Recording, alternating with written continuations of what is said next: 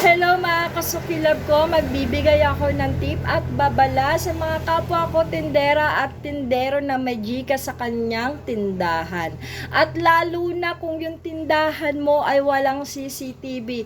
Para sa itong video na to, para hindi ka malamangan ng mga tao mapagsamantala pagdating sa GCash. Kasi ang GCash talaga mga sukilab ko ay sobrang in demand na ngayon at marami na talagang gumagamit niyan. Kaya nga kung gaano kalaki ang kitaan dito ay sobrang napakadelikado rin naman nito sa mga tao at yung mga tao nga na mapagsamantala ay ang dami nilang paraan para makapaglamang sila sa ibang tao.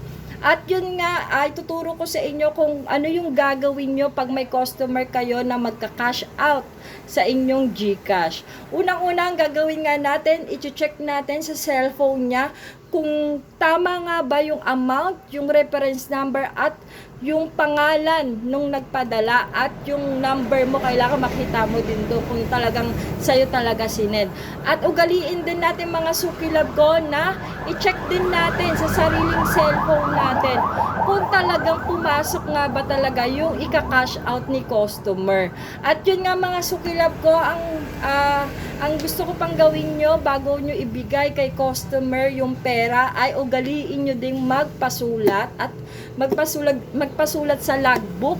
Ipasulat nyo yung oras, pangalan, amount at number nung magka-cash out para naman may ebidensya ka na proof na talagang kinash out na yung halaga na yon.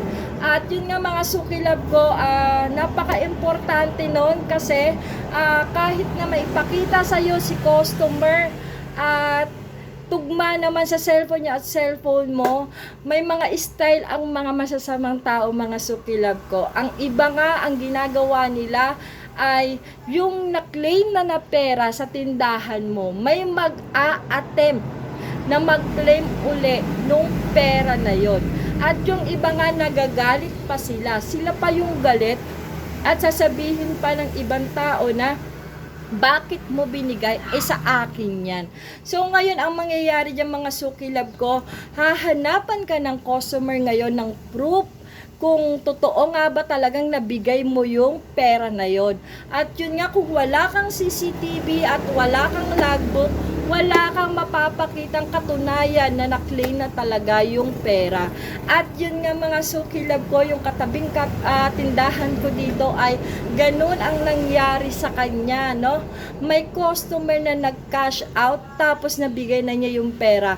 After 3 hours daw o 4 hours ata, bumalik, may customer na pumunta sa kanyang tindahan at kiniklaim yung pera na same lang ng transaction niya dun sa una niya naging customer. So ngayon, sabi ng customer, nagalit sa kanya yung customer, sinabi na bakit niya daw binigay doon at ano ba daw yung ebidensya ng tindera na nabigay na ba talaga niya yung pera. So wala siyang maipakita. So yun ang gusto kong gawin yung mga sukilab ko, maging wais kayo, mag-ingat kayo lalo na sa pakikipag-transaction sa GCash.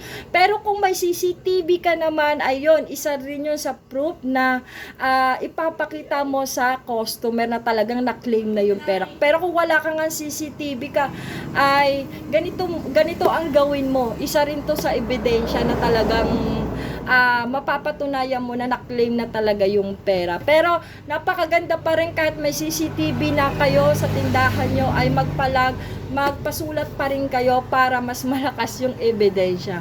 Kaya yung mga sukilab ko, ang gusto ko lang sabihin sa inyo na lagi kayong mag-iingat, lagi kayong magiging wais sa mga tao mapagsamantala kasi marami po silang paraan para maloko ka. Kaya yun mga sukilab ko, sana maging aral ito sa inyo at sana maintindihan nyo. Nasa sa inyo yan kung susundin nyo, pero ginawa ko tong content na to para maging babala lang din sa inyo. Baka kasi maka-encounter din kayo ng ganito at yun nga, baka mamaya malaki yung i-cash out niya tapos mangyari sa inyo to, di ba? Wala kayong ebidensya. Mahirap na din mga sukilab ko.